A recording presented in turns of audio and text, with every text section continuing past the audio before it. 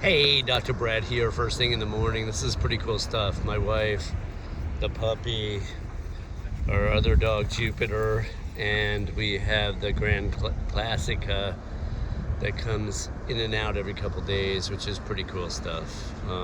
Not quite as big as the Titanic, but in this little inlet, it sure seems big. Anyway, first thing in the morning, I'm walking the dogs with my wife. And it's fall now, which is kind of crazy how fast everything goes in life. I was just listening to Patrick Bet-David's podcast this morning on the lockdowns in Australia and just how psychotically controlling it's gotten. You know, if people aren't wearing a mask, some of them, and depending on where, they're getting arrested and manhandled, and there's just all kinds of issues around freedom. And I've done hundreds of hours of research ever since the beginning, and these cotton masks are maybe 20% effective, and for that we're creating all kinds of chaos.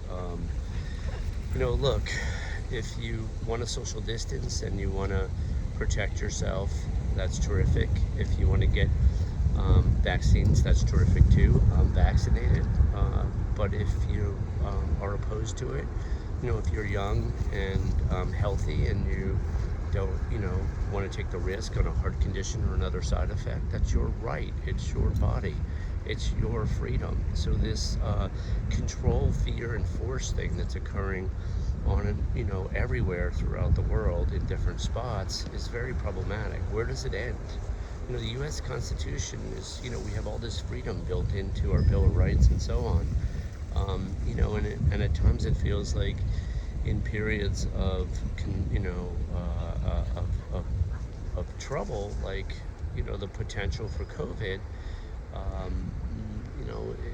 we're losing a lot of those freedoms, at least some of those freedoms, and it's super problematic. I mean, this is a virus that's super dangerous for 65 and over, especially with comorbidity.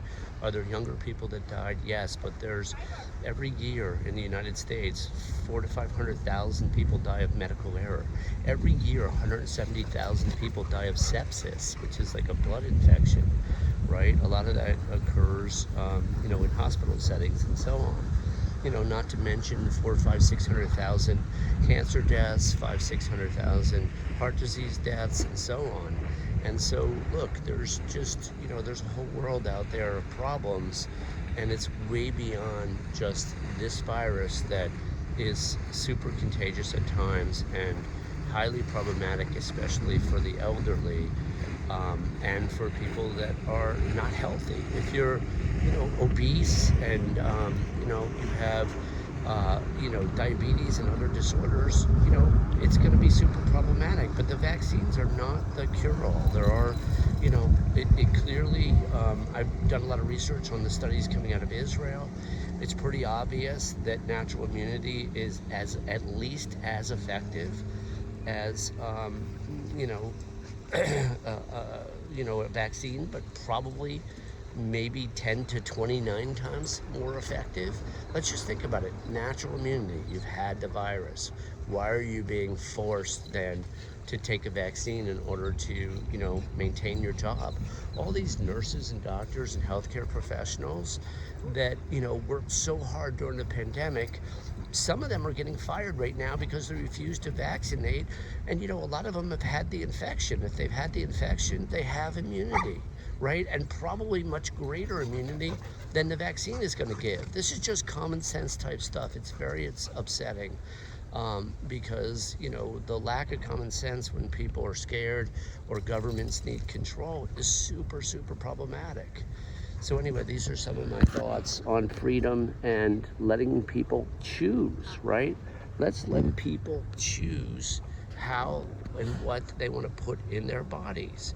Look, if a medical professional, under their oath, they're required to treat people. There are some medical professionals that don't want to treat people that aren't vaccinated as if they've committed this immortal sin. But what about all the people that stroke out or disease out, heart attack out, and so on, that have lived their life eating Doritos and freaking popcorn and drinking beer, right? Oh, all of a sudden that's fine, as long as you're vaccinated. Look, it doesn't make any sense. Again, I'm Dr. Brett. Let's use some common sense here. Have a wonderful day.